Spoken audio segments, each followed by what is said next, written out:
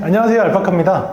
오늘 저희가 또 오랜만에 실내 방송인데, 실내 방송을 할 때는 또 여러분이 가장 좋아하는 걸 또 제가 방송을 해야 될 것 같아가지고 또 최근에 팔린 건물을 가지고 저의 또 솔직한 의견을 남기는 그런 편을 또 준비했습니다. 그래서 최근에 매매됐던 게 확실히 4월, 5월 넘어가면서 양들이 좀 많이 생겼어요. 그래서 조금 더 저희가 평가할 수 있는 건물들이 많지 않았나라는 생각이 듭니다. 늘 얘기했듯이 아직 계약이 되고 잔금이 안 됐거나 아니면 계약이 됐다라는 얘기가 있었는데 그게 아닐 수도 있거든요. 100% 이게 맞다라고 하고 생각하지 마시고 된 걸로 아는 건물들이니까 웬만하면 맞을 거예요. 그래도 그런 거를 그래도 감안하고 보시는 게 좋을 것 같습니다.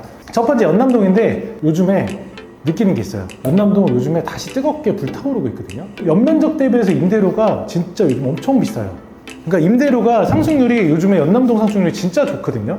그래서 오히려 연남동에 임대료 싸게 받는 건물들이나 좀 저평가되어 있는 건물들 잡으면 생각보다 메리트가 있다는 생각이 들 정도로 연남동이 요즘 굉장히 뜨겁습니다. 투자에 관심 있는 분들 보면 연면적 대비해서 월세가 연남동이 괜찮은 건물들이 나왔다, 좀 적었다라고 하면 충분히 올릴 수 있다라고 생각을 하고 투자에 대해서 시선을 보시면 좋을 것 같아요. 연남동이 이제 여기 경의선 숲길인데 숲길 이쪽 이면으로 여기부터가 이제 메인 골목이에요. 미로길 가는 골목인데 여기 메인 골목도 너무 좋은데 또 여기도 여기 들어가는 바로 코너에 있는 여기가 임대료가 지금 거의 15만 원 이상 받아요. 근데 요즘에 연남동에서 진짜 잘 받는 건물을 임대료를 20만 원 받더라고. 20만 원이면 거의 압구정 로데오 수준인 것 같거든? 근데 연남동이 진짜 실제로 가보면 그럴만 합니다. 굉장히 바글바글하고 사람이 많다 보니까 요새 연남동 같은 경우는 그런 점에서 굉장히 핫하다 라고 볼 수 있고요. 이런 게 보통 현금 한 10억 정도 선으로 사는 거거든요. 현금 투자 포지션이 적으니까 가볍게 들어갈 수 있는데 2020년에 지었지만 리모델링을 한 건물이고 이제 근생과 게스트하우스로 들어가 있는 가장 연남동스러운 건물인데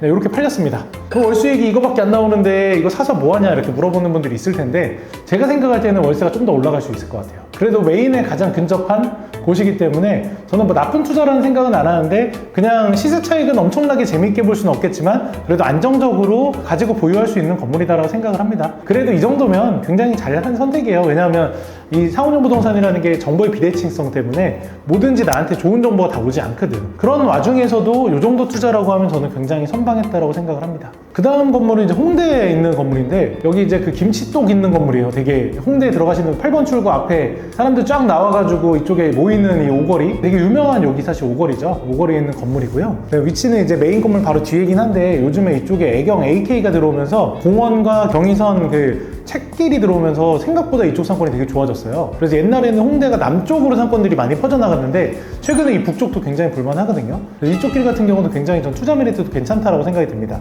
이런 건물도 그냥 되게 안정적인 건물이긴 해요. 워낙 좋은 위치에 이런 괜찮은 건물들이라고 생각을 하는데 이제 평당가가 1억 3천만 원 정도 선인데 이거는 진짜 걱정되는 게 다시 팔고 나오는 금액이 좀 걱정돼요. 이 정도 재미 보려면 거의 평당 2억에 팔아야 되는데 평당 2억에 팔릴까요? 네.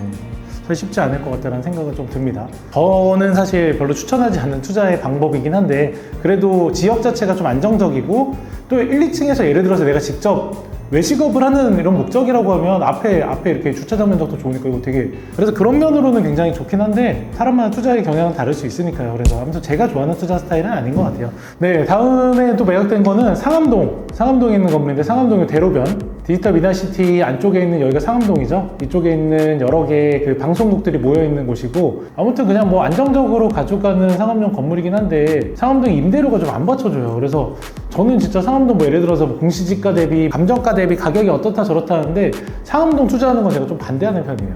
왜냐면 진짜 몇 년 동안 크게 안 달라졌어. 실제로 상암동 되게 안정적이긴 한데 상암동이 원가 이하로 파는 건물도 나와요. 그래서 상암동 투자할 때는 좀 조심해야 된다라고 이야기 드리고 싶은데 아무튼 이 건물 같은 경우도 저는 이게 조금 아쉽다는 생각을 해요. 저는 안 살 것 같은데 뭐 아무튼 팔렸습니다. 또 최근에 거래된 건데 건물 반듯해요. 건물 새로 지어져 있는 600%짜리 상업용 빌딩인데 이 동대문 역사문화공원, 동대문 운동장이죠. 거기 이제 대로변에 있는 건물이에요, 이렇게. 근데 여기는 뭐 목적에 의해서 사셨겠죠. 뭐 병원을 하시거나 동대문 관련된 업을 하시는 분이 사옥으로 쓰기에는 저는 진짜 최적화되어 있는 건물이라고 생각하고 실제로 제가 건물 가봤더니 층고 진짜 좋고 되게 잘 지었더라고. 요거는 사실 뭐 잘 샀다 못 샀다 평가하기보다는 그냥 목적에 의해서 사면 좋지 않나라는 생각이 드는데 옛날에 비해서는 사실 중국인들이나 외국인들이 많이 줄어들면서 메리트를 조금 잃었다라고 생각은 하는데, 그래도 아직까지 우리나라 그 의류 물류에는 또 탑이잖아요. 저는 장기적으로는 이런 동네는 무너지지 않을 거라고 생각이 들어요. 요거는 평가할 수가 없습니다. 그냥 사신 분들이 필요의 목적에 샀을 거니까 참 잘 샀다라고 생각을 합니다. 그 다음에 서초동에 이렇게 건물이 팔렸는데요. 대지 면적이 305평, 320억. 와, 320억 크네요. 저는 이제 이 건물을 보면서 느꼈어요. 이게 남부터미널하고 교대역 사이에는 타임당로라는 지역인데, 여기가 서초동 대로변, 특히 이쪽 지역에서 제일 가성비가 좋은 동네 중 하나예요. 그래도 다른 데에 비해서는 가격이 싸거든요. 뭐 여기 같은 경우도 내가 넓게 좀 대로변에 있는 건물을 사고 싶다라는 분들한테는 투자할 만한 거리다라고 생각이 들고요. 이거 뭐 근데 사실 뭐 임대용으로는 안 샀겠죠. 320평 되면 연면적이 좋잖아요. 제가 이제 투자를 할 때 이런 얘기들을 많이 드려요. 연면적을 가지고 건물을 봐야 된다라고도 이야기를 많이 드리는 게, 결국에는 땅도 좋지만 연면적이 얼마나 크냐에 따라서 이 건물을 얼마나 활용을 하느냐에 따라 다르거든요. 특히 연면적이 크면 리모델링만 해도 건물이 굉장히 좋아지는 거예요. 이거는 법적인 허용 용적마다 많이 받았기 때문에 평생 굉장히 메리트 있는 건물을 쓸 수 있다라고 생각이 들고, 신축 건물 되면 월세 꽤 많이 나올 것 같은데요. 월세 뭐 1억 넘을 것 같은데. 그래서 그런 거를 감안해서 볼 때는 리모델링하면 충분히 메리트가 있는 건물이다 라고 생각이 드는데, 명도가 생각보다 조금 빡셀 것 같긴 해요. 매입하시는 분 축하드립니다. 또 서초동에 하나 또 팔린 건물이 있는데요. 이 건물이 이렇게 생겼어요. 이거는 뭐 이제 전층 명도 조건, 그다음 명도 안 되는 조건 막 이런 거 가지고 얘기가 많이 나왔던 건물인데, 건물 반듯하게 돼가지고 이렇게 리모델링하기 좋은 건물이에요. 교대역 앞에. 이런 건물이 가장 사실 리모델링하기 스탠다드한 건물이에요. 그냥 이 건물 자체에서 그냥 외관 싹 바꿔서 리모델링 깔끔하게 해서 월세 한 2천만 원 정도 받는 그런 느낌으로 리모델링 할 만한 그냥 가장 스탠다드한 일반적인 건물이다라고 보면 될 것 같아요. 아무튼 이런 건물 같은 경우는 진짜 그냥 초보자들도 쉽게 도전할 만한 건물이다 라고 이야기 드리고 싶고요. 그 다음 한남동에 있는 이런 건물이 매각이 됐는데요. 여기 한남동 뉴타운 앞에 있는 이런 건물이요. 신축 건물이 하나 있고 경찰서 있고 이쪽에 이제 오피스텔 있고 이 골목인데, 여기가 장점이라고 하면 북향이에요. 그래서 일조권을 좀 덜 받는다라는 장점이 있고요. 그래서 건물을 뭐 이렇게 지을 수 있다라고 이제 예측을 해놓은 것 같은데, 이런 지역 같은 경우도 3종이고 그냥 반듯하게 올라갈 수 있는 건물이니까 건물 잘 지어놓으면 장기적인 투자 메리트는 좋죠. 근데 지금 투자하기에 금액이 사실 싸지는 않은 것 같아요. 저는 이거는 사실 위치적인 거나 금액적인 거나 이런 거 뭐 따졌을 때 사실 조금 매입가가 비싸게 산 것 같다 라는 거 빼고는 다 괜찮은 투자라고 생각을 합니다. 마지막으로 제가 최근에 압구정 로데오에 핫한 건물들 많이 팔렸잖아요. 그 건물들 좀 이야기 드리려고 해요. 로데오에 이 건물 800억에 팔린 거 있죠. 평당 4억 5천. 이거 그래서 누가 샀냐고 저한테 물어보는 분들 많은데, 제가 어떻게 알아요? 등기 떼야지 알지. 뭐 누군가 샀겠죠. 근데 이런 데는 뭔가 기업체에서 안테나샵 하려고 사지 않았을까라고 생각이 드는데, 4억 5천 사실 비싸긴 한데 그냥 평생 갖고 있다라고 생각하면 나쁘진 않겠죠. 그리고 여기 두 개 있는 요 부지 있잖아요. 요거를 한화 갤러리아에서 샀어요. 한화에서 뭐 사실 대기업에서 산 거기 때문에 사실 이거 뭐 가타부타 얘기하기는 좀 어려운데 2억 7천인가 사셨어요. 근데 저는 그냥 적절한 가격에 샀다라고 생각이 들고, 앞으로 한화에서 또 여기를 어떻게 꾸밀지, 또 갤러리아에서 어떻게 만들어 나갈지를 굉장히 제가 기대하고 지켜보겠습니다.